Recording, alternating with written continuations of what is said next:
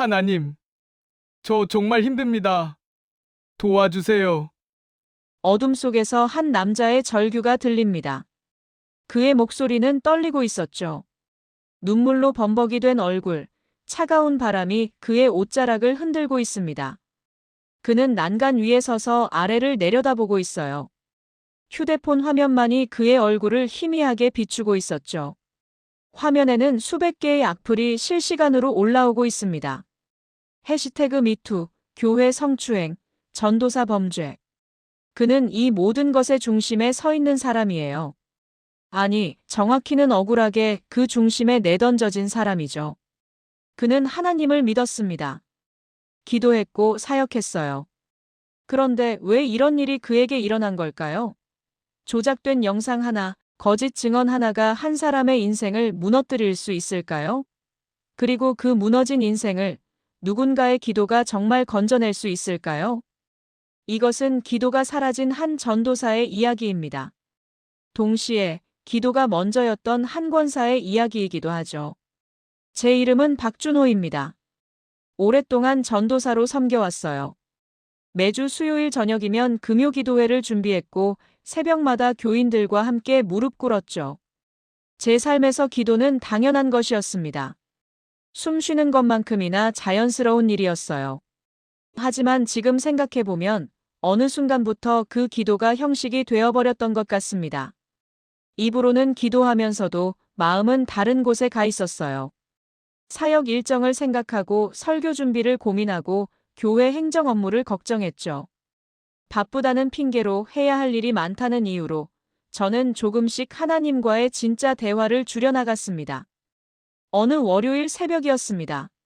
시계를 보니 5시 10분쯤 됐을 거예요. 휴대폰 알림이 계속 울려댔어요. 처음엔 교회 단체 채팅방인 줄 알았습니다. 누가 새벽 기도 시간을 공지하는 건가 싶었죠. 그런데 확인해보니 전혀 다른 내용이었습니다. 제 이름이 포털 사이트 실시간 검색어에 올라 있었어요. 심장이 쿵 내려앉는 기분이었습니다. 무슨 일인가 싶어서 클릭해봤죠. 그리고 눈앞이 캄캄해졌어요. 해시태그와 함께 올라온 글 하나가 순식간에 퍼지고 있었습니다. 제목부터 충격적이었어요. 해시태그 교회 밑줄 미투. 글쓴이는 익명이었지만 내용을 읽어보니 정미라 집사님인 게 분명했죠. 글의 내용은 제가 상담 중에 그분에게 부적절한 신체 접촉을 했다는 거였습니다. 저는 손이 떨렸어요. 화면을 제대로 볼 수가 없었죠. 정미라 집사님은 몇 주 전 우울증과 가정 문제로 상담을 요청하셨던 분이에요. 남편과의 갈등 때문에 많이 힘들어 하셨죠. 저는 그저 말씀으로 위로하고 기도해 드렸을 뿐이었습니다. 상담실에서 손을 얹고 안수 기도를 드렸어요. 그게 전부였죠. 그런데 글에는 제가 그분을 붙잡고 몸을 만졌다고 적혀 있었습니다. 심지어 제가 이상한 말을 했다는 내용까지 있었어요. 댓글은 순식간에 수백 개가 달렸습니다. 역시 목사 전도사들이 다 그렇지. 교회가 원래 그런 곳이야. 위선자들. 하나님 핑계대고 범죄 저지르는 인간들. 읽으면 읽을수록 숨이 막혔어요. 제 이름 석자가 온라인에서 조롱거리가 되고 있었습니다. 사람들은 저를 전혀 모르면서도 마치 다 아는 것처럼 비난했어요. 저는 아내를 깨워야 할지 말아야 할지 고민했습니다. 아직 새벽이었고 아내는 깊이 잠들어 있었죠. 하지만 이 상황을 혼자 감당할 수가 없었어요. 저는 조심스럽게 아내를 깨웠습니다. 여보, 일어나 봐. 큰일 났어. 아내는 눈을 비비며 일어났어요. 제 얼굴을 보더니 놀라는 표정을 지었죠. 왜 그래? 무슨 일이야? 저는 휴대폰을 보여줬습니다. 아내는 화면을 보더니 얼굴이 하얗게 변했어요. 이게 무슨 소리야? 당신이 정말. 아니야. 나는 아무것도 안 했어. 그냥 기도만 했다고. 아내는 계속 화면을 보면서 입술을 깨물었습니다. 믿고 싶지만 두려운 표정이었어요. 저는 그 표정을 보면서 가슴이 무너지는 걸 느꼈습니다. 그런데 더 큰 문제가 터졌습니다. 누군가 교회 CCTV 영상 일부를 온라인에 올린 거예요. 영상 속에서 저는 정미라 집사님에게 손을 얹고 있었죠. 기도하는 장면이었습니다. 안수기도를 하던 순간이었어요. 그런데 그 영상은 교묘하게 편집되어 있었습니다. 제가 손을 얹는 순간만 클로즈업 되어 있었고 앞뒤 맥락은 모두 잘려나갔어요. 기도하는 장면도 위로하는 대화도 아무것도 없었죠. 마치 제가 불순한 의도로 접촉한 것처럼 보이게 만든 영상이었습니다. 영상 조회수는 순식간에 수만을 넘어섰어요. 공유 버튼이 계속 눌렸고 다양한 커뮤니티로 퍼져나갔죠. 사람들은 영상을 보면서 확신했습니다. 저를 범죄자로 확정지었어요. 증거 영상이 있는데 뭘 더 보냐. 교회 CCTV에 찍혔으면 사실이지. 이제 변명도 못하겠네. 그런 댓글들이 달렸습니다. 교회 단체 채팅방은 난리가 났어요. 새벽부터 메시지가 폭주했습니다. 어떤 분은 설마 그럴 리 없다고 했지만 대부분은 침묵했어요. 그 침묵이 더 무서웠습니다. 믿지 않는다는 게 아니라 믿고 싶지 않다는 침묵이었으니까요. 어떤 분은 조심스럽게 물었습니다. 전도사님, 이게 사실인가요? 저는 답장을 할 수가 없었어요. 뭐라고 말해야 할지 몰랐죠. 아니라고 하면 변명처럼 들릴 것 같았고, 침묵하면 인정하는 것처럼 보일 것 같았습니다. 아침이 되자 집 앞에 취재진이 몰려왔습니다. 초인종이 계속 울렸고 카메라 플래시가 창문을 통해 들어왔어요. 현관문을 두드리는 소리도 들렸죠. 기자들이 소리쳤습니다. 전도사님, 잠깐만 나와서 입장 밝혀주세요. 정미라 집사님 말씀에 대해 어떻게 생각하십니까? 아내는 겁에 질려 아이들을 데리고 안방으로 들어갔습니다. 아이들은 무슨 일인지 몰라 불안해했어요. 저는 어떻게 해야 할지 몰랐습니다. 밖으로 나가서 해명해야 하나, 경찰에 신고해야 하나, 교회에 연락해야 하나, 변호사를 찾아야 하나. 머릿속이 복잡했어요. 그때 담임 목사님한테서 전화가 왔습니다. 저는 후다닥 전화를 받았어요. 목사님이라면 제 편을 들어주실 거라고 생각했죠. 목사님, 준호야, 지금 무슨 일이야? 온라인이 난리가 났어. 목사님의 목소리는 무거웠습니다. 저는 급하게 설명했어요. 목사님, 저는 정말 아무것도 안 했습니다. 그냥 안수기도만 했어요. 영상도 편집된 거고요. 편집이라니? 네, 앞뒤가 다 잘려나갔어요. 제가 기도하는 장면만 남기고요. 전화기 너머로 한숨 소리가 들렸습니다. 목사님은 잠시 침묵하시더니 말씀하셨어요. 준호야, 일단 사태가 진정될 때까지 사역을 중단하는 게 좋겠어. 목사님, 교회를 위해서라도 그게 나아. 지금 여론이 너무 안 좋거든. 저는 할 말을 잃었습니다. 제 결백을 믿어주실 거라 생각했는데 목사님조차 저를 멀리하려 하시는 거예요. 교회를 위해서라는 말이 가슴에 박혔습니다. 목사님, 저는 정말 아무것도 하지 않았습니다. 제 목소리는 떨렸어요. 알아. 그런데 지금은 상황이 좋지 않아. 일단 시간을 두고 지켜보자. 진실은 언젠가 밝혀질 거야. 전화를 끊고 나니 허탈했습니다. 진실은 언젠가 밝혀질 거라는 말, 그게 위로가 될 줄 알았는데 전혀 위로가 되지 않았어요. 지금 당장 무너지고 있는데 언젠가는 무슨 소용인가요? 저는 그제야 무릎을 꿇고 기도하려고 했습니다. 하나님께 매달려야겠다고 생각했죠. 그런데 기도가 나오지 않았어요. 하나님, 이라는 단어조차 입 밖으로 나오지 않았습니다.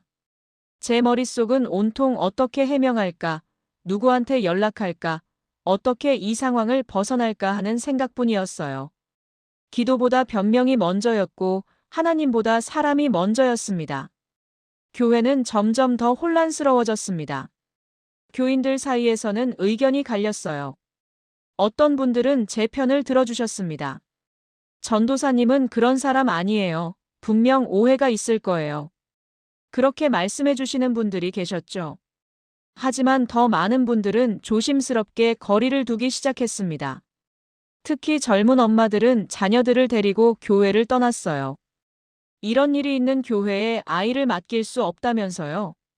주일학교 교사들도 불안해했습니다. 며칠 뒤 더 큰 충격이 왔습니다. 어느 유튜버가 교회 내부 제보자와의 인터뷰 영상을 올린 거예요.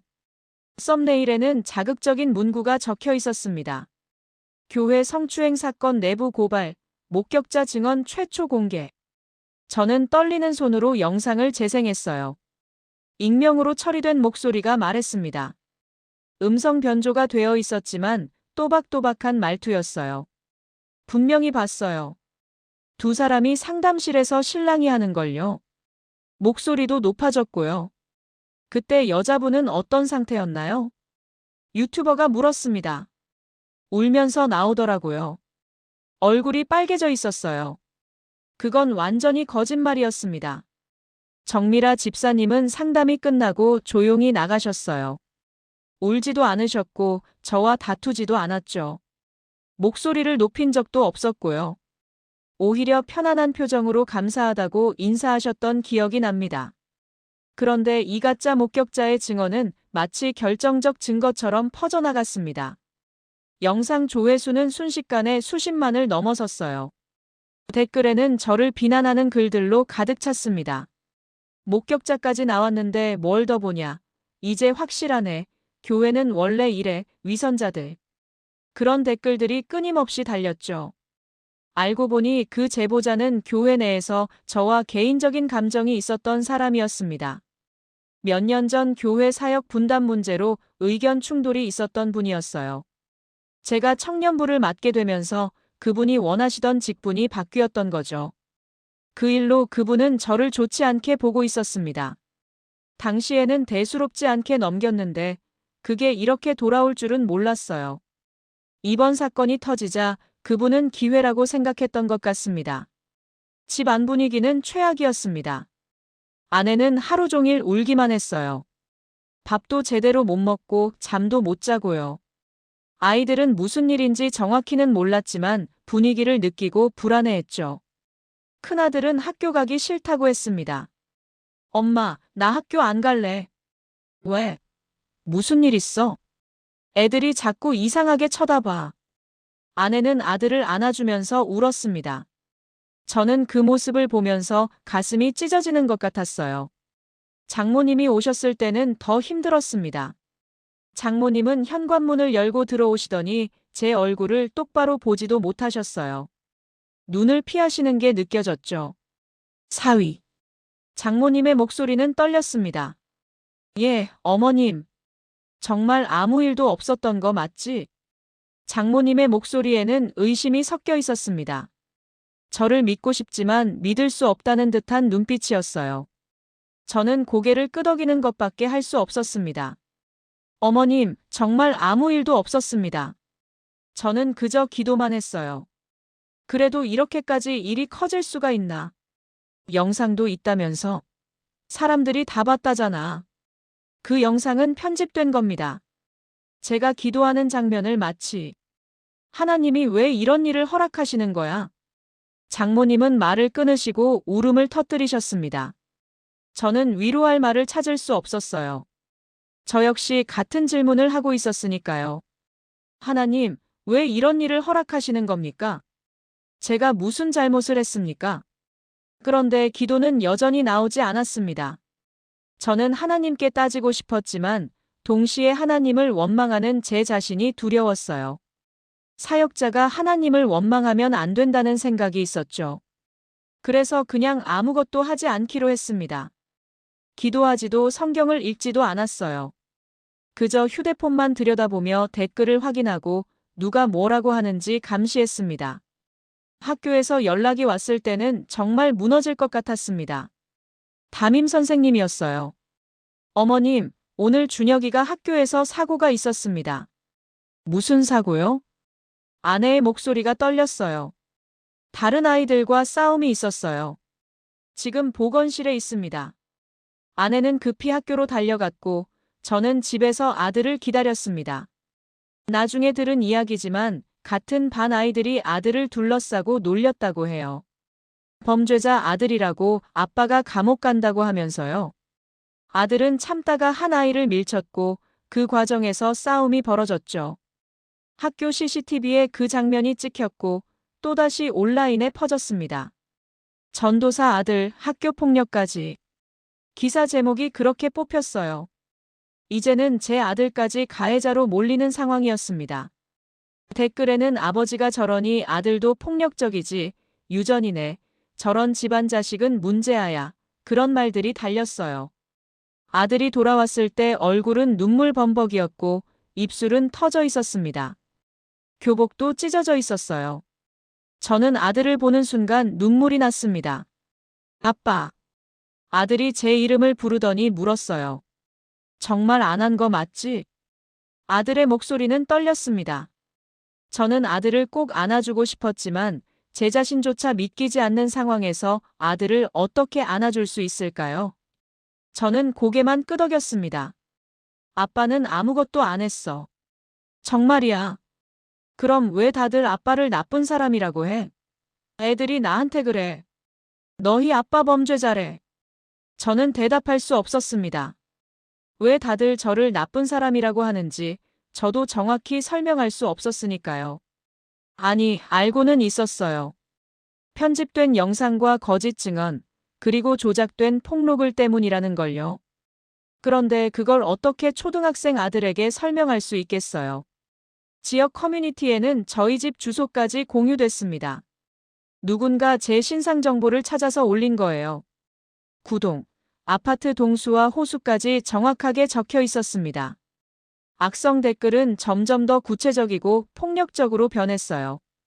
어떤 사람은 집 앞에 찾아와서 고함을 지르기도 했죠. 이 집 맞아? 전도사 산다는 집? 나와. 나와서 사과해. 저는 경찰에 신고했습니다. 하지만 경찰도 뾰족한 방법이 없다고 했어요. 일단 사건이 해결될 때까지 조심하시는 게 좋겠습니다. 가급적 외출을 자제하시고요. 조심하라니 외출을 자제하라니. 저는 이미 집안에 갇혀 있는 것 같았어요. 밖으로 나갈 수도 없고 사람들을 만날 수도 없었죠. 사역도, 명예도, 가족의 평화도, 심지어 제 자신에 대한 믿음까지도 잃어가고 있었습니다. 변호사를 만났을 때는 더 절망적이었습니다. 지인의 소개로 변호사 사무실을 찾아갔어요. 변호사는 제 이야기를 들으면서 고개를 저었습니다. 솔직히 말씀드리면 지금 여론이 너무 안 좋습니다. 재판을 하더라도 상당히 불리할 수 있어요. 하지만 저는 정말 아무것도 하지 않았어요. 영상도 편집된 거고 증언도 거짓이에요. 그걸 증명할 수 있습니까? 변호사가 날카롭게 물었어요. 원본 영상이 있을 겁니다. 교회 서버예요. 그걸 확보할 수 있나요? 교회에 요청해야죠. 교회 측에서 협조적입니까? 저는 말문이 막혔습니다. 교회는 이미 저를 멀리하고 있었어요. 담임 목사님도 사역 중단을 통보하셨고 교회 리더들도 거리를 두고 있었죠. 과연 그들이 저를 위해 원본 영상을 찾아줄까요? 증명할 방법이 없으면 어렵습니다. 편집됐다고 주장해도 그걸 입증할 증거가 없으면 법정에서 인정받기 힘들어요. 그럼 저는 어떻게 해야 합니까? 일단 피해자 측과 합의를 시도해보는 게 어떨까요? 합의요? 제가 잘못한 것도 없는데요? 법적으로는 그게 유리할 수 있습니다. 여론도 진정시킬 수 있고요. 저는 변호사 사무실을 나오면서 허탈했습니다. 결백한 사람이 합의를 해야 한다니. 그게 말이 되나요? 하지만 현실은 그랬습니다. 진실보다 여론이 중요했고 결백보다 이미지가 중요했어요. 사역자 단체 채팅방에서도 저는 점점 투명인간이 되어갔습니다. 예전엔 매일 안부를 나누던 동료들이었는데 이제는 제가 메시지를 보내도 대답이 없었어요. 읽음 표시만 떴죠. 어쩌다 누군가 답장을 하면 그것조차 어색하고 조심스러웠습니다. 준호 형, 기도하고 있습니다. 기도하고 있다는 말, 그게 위로가 될 줄 알았는데 전혀 위로가 되지 않았어요. 오히려 공허했습니다. 누군가 저를 위해 기도한다는데 정작 저는 기도할 수 없었으니까요. 하나님께 나아갈 수가 없었어요. 김영신 권사님은 그 와중에도 꾸준히 연락을 주셨습니다. 문자 메시지였어요. 전도사님, 기도하고 있습니다. 하나님이 반드시 길을 열어주실 겁니다. 전도사님, 포기하지 마세요. 주님이 함께 하십니다. 전도사님, 오늘도 주님께 올려드렸습니다. 처음엔 그 문자가 고마웠어요. 적어도 한 사람은 저를 믿어주고 있다는 게 위로가 됐죠. 그런데 시간이 지날수록 짜증이 났습니다. 기도해봤자 뭐가 달라지나요? 상황은 점점 더 나빠지기만 하는데요. 하나님은 침묵하시고 사람들은 저를 비난하고 가족은 무너지고 있는데 기도가 무슨 소용인가요? 저는 권사님의 문자에 답장하지 않았습니다. 경찰 조사는 여러 차례 이어졌습니다. 조사받으러 갈 때마다 기자들이 몰려들었어요. 플래시가 터지고 마이크가 제 얼굴 앞에 들이댔죠. 저는 고개를 숙이고 걸어야 했습니다. 마치 진짜 범죄자가 된 것 같은 기분이었어요. 조사실에서 형사는 차가운 표정으로 물었습니다. 정말 아무 일도 없었습니까? 네, 없었습니다. 저는 그저 기도만 했습니다. 그럼 왜 피해자가 이런 글을 올렸을까요? 저도 모르겠습니다. 아마 오해가 있었던 것 같아요. 오해요? 구체적으로 어떤 오해입니까? 제가 안수기도를 할 때 손을 얹었거든요. 그걸 오해하신 것 같습니다. 영상도 있는데요. 맞죠? 네, 봤습니다. 하지만 그 영상은 편집된 겁니다. 편집이요? 네, 앞뒤가 다 잘렸어요. 제가 기도하는 장면만 남기고요. 형사는 고개를 끄덕이면서도 믿는 것 같지 않았습니다. 그의 눈빛에서 이미 결론을 내린 것 같은 느낌을 받았어요. 저는 그냥 또 한 명의 가해자일 뿐이었습니다. 수많은 성범죄자 중 한 명일 뿐이었죠. 원본 영상을 확보할 수 있습니까? 교회에 요청해야 합니다. 요청하세요. 그게 유일한 방법입니다. 조사가 끝나고 집으로 돌아오는 길, 저는 차 안에서 소리 없이 울었습니다. 핸들을 잡은 손이 떨렸어요. 하나님, 저 정말 억울합니다. 이렇게까지 해야 합니까? 그런데 그 말조차 기도가 아니었어요. 그냥 혼잣말이었죠. 하나님께 드리는 기도가 아니라 그냥 공허한 탄식일 뿐이었습니다. 정미라 집사님은 심리적으로 무너져 있었습니다. 나중에 안 사실이지만 그분도 누군가에게 조종당하고 있었어요. 교회 내부의 정치적 갈등과 외부의 악성 세력이 복합적으로 얽혀 있었던 거죠. 그분은 원래 우울증과 불안장애가 있었는데 누군가 그 약점을 이용했던 겁니다. 계속해서 그분에게 전도사가 잘못했다고, 글을 써야 한다고, 세상에 알려야 한다고 부추겼대요. 그분은 자신이 무엇을 하고 있는지조차 제대로 인식하지 못한 채 폭로글을 올렸던 겁니다. 하지만 그때는 그런 사정을 몰랐어요. 저는 그저 정미라 집사님이 저를 거짓으로 고발했다고만 생각했습니다. 왜 그런 일을 하셨는지, 무슨 이유가 있었는지 생각할 여유조차 없었어요. 제 자신을 지키는 것만으로도 벅찼으니까요. 편집된 CCTV 영상이 주요 증거로 제시되면서 상황은 더욱 불리해졌습니다. 경찰은 원본 영상을 요청했지만 교회에서는 시스템 문제로 원본을 찾기 어렵다고 했어요. 나중에 알고 보니 누군가 의도적으로 원본 파일을 숨겨놓은 거였죠. 교회 내부에 저를 끌어내리려는 세력이 있었던 겁니다. 영상이 있는데 뭘 더 설명하라는 겁니까? 이미 증거는 충분합니다. 조사관의 말이 귀에 계속 맴돌았습니다. 저는 점점 더 무력해졌어요. 아무리 결백을 주장해도 이미 만들어진 프레임을 깨기는 불가능해 보였죠. 가족과의 대화도 끊겼습니다. 아내는 더 이상 제 얼굴을 제대로 보지 못했어요. 믿고 싶지만 확신할 수 없다는 표정이었죠. 밥을 먹을 때도 대화가 없었습니다. 그저 침묵 속에서 숟가락 소리만 들렸어요. 아이들도 눈치를 보며 조용히 밥을 먹었습니다. 어느 날 밤 아내가 조용히 물었습니다. 당신 정말 아무 일도 없었던 거 맞지? 그 질문에 저는 무너졌습니다. 아내마저 저를 의심하고 있었던 거예요. 저는 대답하지 않았습니다. 대답한들 무슨 소용이 있겠어요. 이미 모든 게 끝나버린 것 같았으니까요. 대답 좀 해봐. 정말 아무 일도 없었어?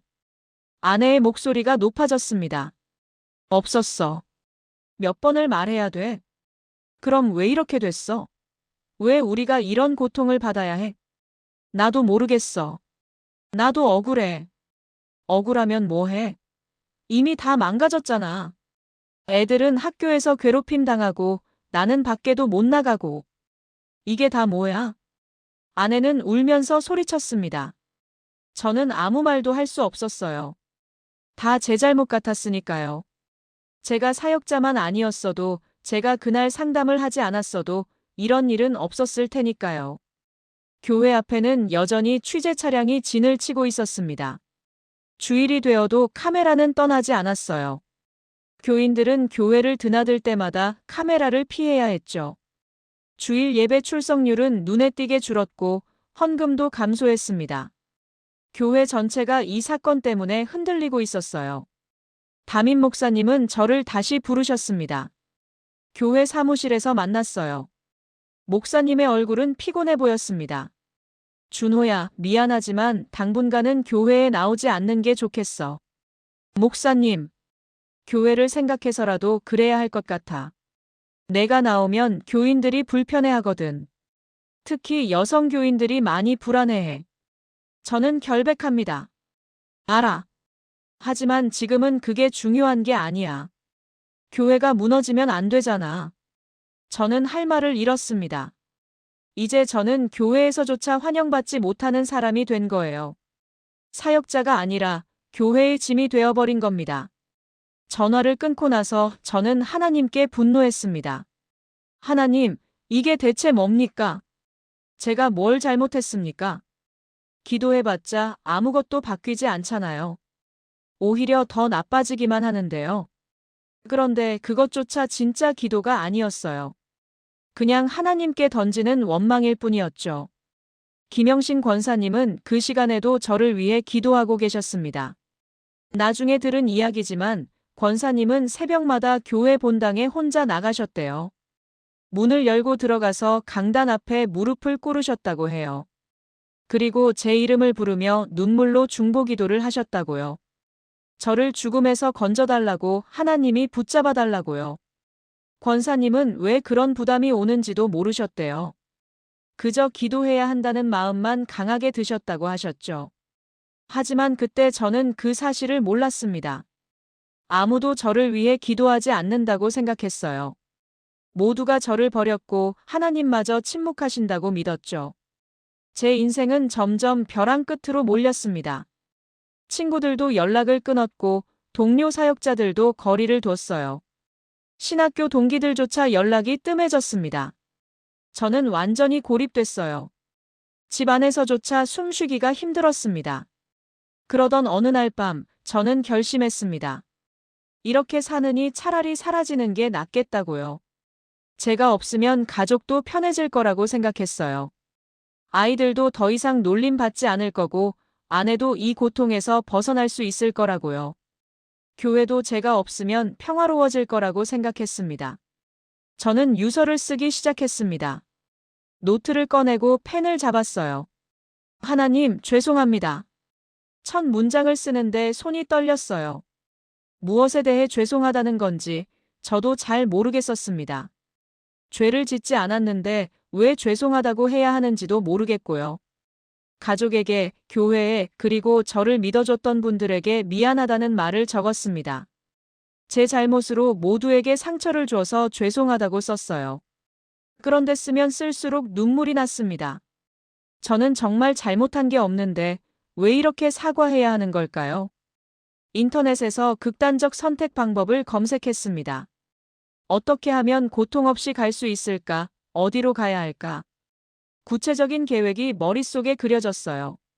내일 새벽에 집을 나서서 아무도 모르는 곳으로 가면 되겠다고 생각했죠. 장소도 정했습니다. 사람들이 잘 가지 않는 달이었어요. 가족에게는 조용히 정리하고 오겠다고 말했습니다. 아내는 불안한 눈빛으로 저를 봤지만 저는 괜찮다고 웃어 보였어요. 어디가? 잠깐 정리할 게 있어서. 금방 올게. 무슨 정리? 교회 사무실에 제 물건들 좀 챙겨와야 해. 아내는 더 이상 묻지 않았습니다. 아이들에게는 아빠가 잠깐 다녀올게 라고 말했어요. 그게 마지막 인사가 될 줄 알면서도요. 그날 밤 김영신 권사님은 갑자기 잠에서 깨셨다고 해요. 심장이 내려앉는 듯한 부담이 느껴졌대요. 숨이 막히는 것 같았고 가슴이 답답했다고 하셨죠. 이유를 알 수 없는데 박준호라는 이름이 계속 머릿속에서 떠올랐다고 합니다. 권사님은 자정이 넘은 시각에 혼자 교회로 걸어가셨습니다. 집에서 교회까지 15분 정도 걸렸는데 그 시간 내내 제 이름이 떠올랐대요. 본당 문을 열고 들어가서 강단 앞에 무릎을 꿇으셨어요. 그리고 울면서 기도하셨대요. 하나님, 저 사람을 지켜주십시오. 죽음의 손길에서 건져주십시오. 제가 왜 이런 부담을 받는지 모르겠지만 주님, 박준호 전도사를 붙잡아 주십시오. 권사님의 기도는 오랫동안 멈추지 않았습니다. 그분은 제가 어떤 상황인지 정확히 알지 못했지만 하나님이 보여주신 부담 때문에 계속 기도하셨어요. 눈물로, 신음으로, 간절함으로 기도하셨습니다. 바로 그 시간, 저는 극단적 선택을 하려던 장소에 도착해 있었습니다. 다리 위에 섰어요. 아래를 내려다보니 까마득했습니다. 휴대폰 배터리는 거의 없었어요. 10%도 남지 않았죠. 마지막으로 화면을 켰을 때 이상하게도 김영신 권사님의 번호가 떠올랐습니다. 저는 짜증이 났어요. 왜 하필 지금 그분 생각이 나는 건지 모르겠었죠. 기도한다고 문자 보내던 그 권사님. 기도해봤자 아무것도 안 바뀌는데 무슨 소용인가 싶었습니다. 저는 휴대폰을 주머니에 넣으려고 했어요. 그런데 손가락이 움직이지 않았어요. 아니, 정확히는 제 의지와 상관없이 손가락이 움직였습니다. 전화를 걸어야겠다는 생각도 없었는데 제 손은 자동으로 권사님 번호를 눌렀어요. 신호가 갔고 권사님이 받으셨습니다. 여보세요? 전도사님? 권사님의 목소리는 떨리고 있었습니다. 마치 달려온 것처럼 숨이 가빠 보였어요. 전도사님, 그러면 안 돼요. 지금 꿈에서 전도사님을 봤어요. 하나님이 보여주셨어요. 저는 그 순간 무릎이 풀렸습니다. 주저앉으면서 전화기를 떨어뜨릴 뻔했어요. 권사님은 계속 말씀하셨죠. 전도사님, 어디 계세요? 지금 위험한 곳에 있지 않으세요? 제가 느끼는 이 부담이 뭔지 모르겠는데 주님이 전도사님을 보여주셨어요. 저는 울음이 터져나왔습니다. 참고 참았던 울음이 한꺼번에 쏟아졌어요. 권사님, 저는 끝내고 싶었습니다. 안 돼요. 절대 안 됩니다. 하나님이 전도사님을 붙잡고 계세요. 절대 그러시면 안 돼요. 권사님의 목소리도 울고 있었습니다. 저는 한참 동안 울었어요. 전화기를 붙잡고 소리내어 울었습니다. 그리고 처음으로 진심으로 하나님께 말했어요. 하나님, 저 정말 힘듭니다. 도와주세요. 그게 몇 주 만에 드린 첫 기도였습니다. 진짜 기도였어요. 해명하려는 기도도 아니고 원망하는 기도도 아니고 그냥 살려달라는 기도였죠. 하나님, 저를 붙잡아 주세요. 제가 무너지고 있습니다. 권사님은 계속 전화를 붙잡고 계셨습니다. 그리고 저를 위해 기도해 주셨어요. 전화기 너머로 들리는 권사님의 기도 소리는 떨렸지만 힘이 있었습니다. 하나님, 이 사람을 붙들어 주십시오. 죽음에서 건져 주십시오. 주님의 손으로 붙잡아 주십시오. 저는 권사님의 기도를 들으면서 천천히 난간에서 물러났습니다. 그리고 바닥에 주저앉아 울었어요. 한참을 울었습니다. 몇 시간 뒤 저는 가족에게 발견됐습니다. 아내가 제 이상한 행동을 눈치채고 경찰에 신고했고 경찰이 제 휴대폰 위치를 추적해서 찾아낸 거예요. 아내가 달려왔을 때 저는 여전히 바닥에 앉아 있었습니다. 아내는 저를 꽉 껴안고 울었어요. 당신 미안해. 내가 당신을 지켜주지 못해서 미안해. 의심해서 미안해. 저는 아내를 안고 울었어요. 우리는 한참 동안 그렇게 서 있었습니다. 경찰도 구급대원도 조용히 기다려줬어요. 병원에 입원했을 때 김영신 권사님이 찾아오셨습니다. 새벽 시간이었는데도 달려오신 거예요. 권사님은 제 손을 잡고 말씀하셨어요. 하나님의 때에 일어났습니다. 전도사님을 놓지 않으셨어요. 주님이 끝까지 붙잡고 계셨습니다. 저는 권사님께 고개를 숙였습니다. 그리고 오랜만에 스스로 무릎을 꿇고 기도했어요. 하나님, 제가 기도를 버렸습니다. 제가 주님을 멀리했습니다. 기도보다 변명을 선택했고 주님보다 사람을 두려워했습니다. 다시 붙들어 주십시오. 제게 다시 기도를 가르쳐 주십시오. 그날부터 저는 조금씩 회복되기 시작했습니다. 상황이 나아진 건 아니었어요. 여전히 여론은 나빴고 사건은 진행 중이었죠. 고소는 유지되고 있었고 경찰 조사도 계속됐습니다. 하지만 제 안에 무언가 달라졌습니다. 기도가 다시 시작됐어요. 매일 아침 무릎을 꿇었고 하나님께 간구했습니다. 그러던 중 놀라운 일이 벌어졌습니다.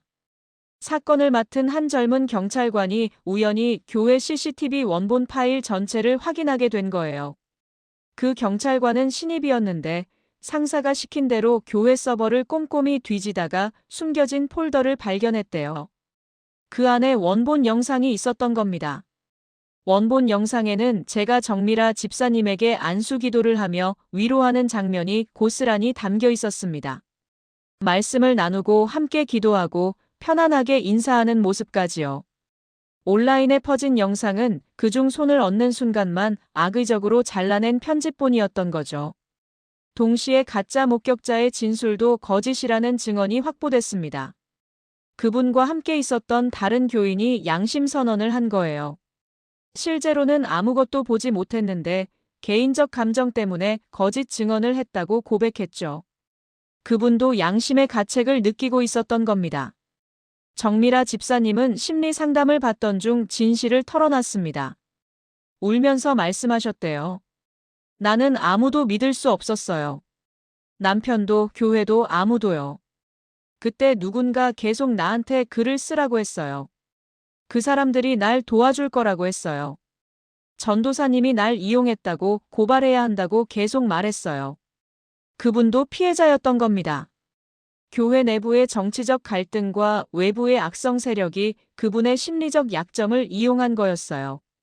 그분은 조종당한 거였습니다. 저는 이 소식을 듣고도 먼저 하나님께 감사 기도를 드렸습니다. 예전 같으면 기뻐하면서 사람들에게 연락부터 했을 텐데 이번엔 달랐어요. 무릎을 꿇고 하나님께 먼저 감사했습니다. 하나님, 감사합니다. 진실을 밝혀주셔서 감사합니다. 저를 포기하지 않으시고 끝까지 붙잡아 주셔서 감사합니다. 김영신 권사님은 조용히 교회에서 기도하셨습니다. 하나님이 전도사님을 되돌리셨습니다. 기도의 사람으로 다시 세우셨습니다. 감사합니다. 재조사가 진행되면서 제 무죄 정황은 점점 뚜렷해졌습니다. 편집된 영상의 원본이 확보됐고 가짜 목격자의 거짓이 밝혀졌고 정미라 집사님을 조종한 배후까지 드러났어요. 교회 내부의 특정 인물과 외부의 반기독교 단체가 결탁해서 사건을 키운 거였습니다. 여론은 갑자기 뒤집히기 시작했습니다. 이전에 저를 비난하던 사람들이 이제는 조작 세력을 비난하기 시작했죠. 댓글도 바뀌었어요. 전도사님 억울하셨겠다. 미안하다. 진실이 밝혀져서 다행이다. 조작한 사람들을 처벌해야 한다. 정미라 집사님은 교회 앞에서 눈물로 사과했습니다. 죄송합니다. 제가 조종당했어요. 제 정신이 아니었어요. 전도사님께 너무 죄송합니다. 저는 그분을 탓하지 않았습니다. 그분도 피해자였으니까요. 그분도 기도를 잃어버린 상태에서 무너진 거였으니까요. 괜찮습니다. 기도가 필요할 때 기도를 잃어버린 사람은 누구나 무너질 수 있습니다. 저도 그랬으니까요. 교회는 충격 속에서 반성하기 시작했습니다. 성도들은 스스로에게 물었어요. 우리가 지도자를 위해 얼마나 기도했는가? 우리가 여론보다 기도를 먼저 선택했는가? 우리는 정말 기도하는 교회였는가? 담임 목사님은 강단에서 울면서 고백하셨습니다. 제가 잘못했습니다. 제가 기도보다 여론을 먼저 봤습니다. 하나님보다 사람을 두려워했습니다. 전도사를 지켜주지 못했습니다. 용서해 주십시오. 성도들도 함께 울었습니다. 그리고 다시 기도하기 시작했어요. 교회는 조금씩 회복되기 시작했습니다. 진짜 기도가 회복되기 시작한 거죠. 제 가정에도 평안이 찾아왔습니다. 아내와 저는 다시 손을 잡고 기도하기 시작했어요. 매일 아침, 그리고 저녁마다 함께 무릎 꿇었습니다. 아들은 제 손을 잡고 눈물을 흘렸어요. 아빠, 미안해. 아빠를 의심해서 미안해. 저는 아들을 꼭 안아줬습니다. 괜찮아. 아빠도 미안해. 너희를 힘들게 해서. 하지만 이제 괜찮을 거야. 하나님이 우리를 지켜주실 거야. 가족이 다시 하나가 되는 느낌이었어요. 하나님이 주시는 평안이 우리 집에 임했습니다. 금요기도회가 있는 날이었습니다. 오랜만에 강단에 서게 됐어요. 교인들은 숨을 죽이고 저를 바라봤습니다. 어떤 분은 눈물을 흘리고 계셨고 어떤 분은 기대하는 눈빛이었죠. 저는 떨리는 목소리로 말했습니다. 오늘 설교 제목은 기도가 먼저입니다. 저는 제 이야기를 모두 고백했습니다. 조작된 폭로부터 시작해서 편집된 영상, 가짜 목격자, 그리고 극단적 선택을 시도했던 순간까지요.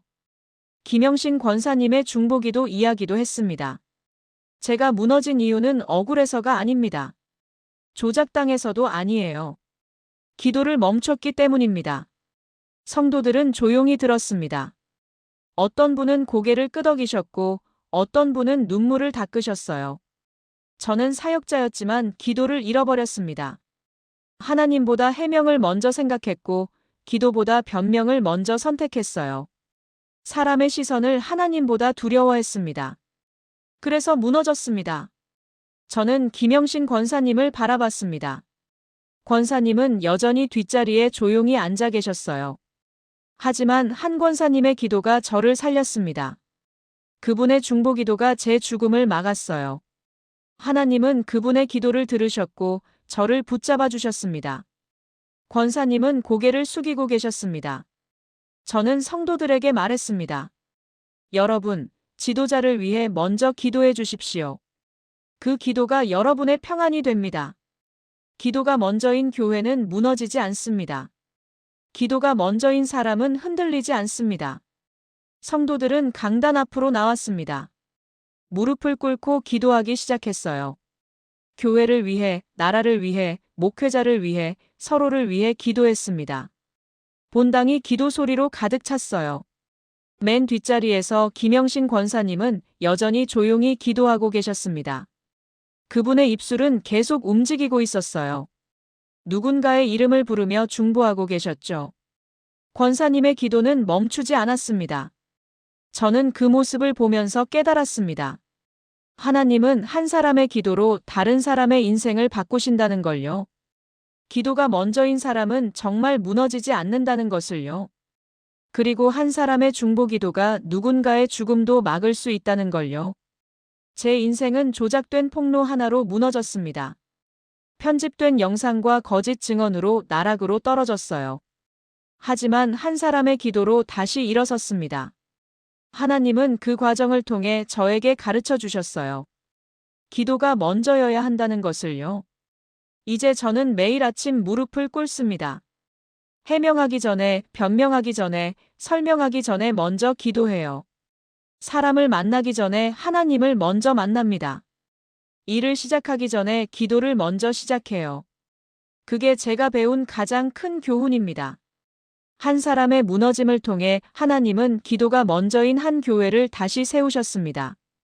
그리고 그 교회의 중심에는 여전히 조용히 중보하는 김영신 권사님이 계십니다. 그분은 오늘도 누군가의 이름을 부르며 기도하고 계실 겁니다.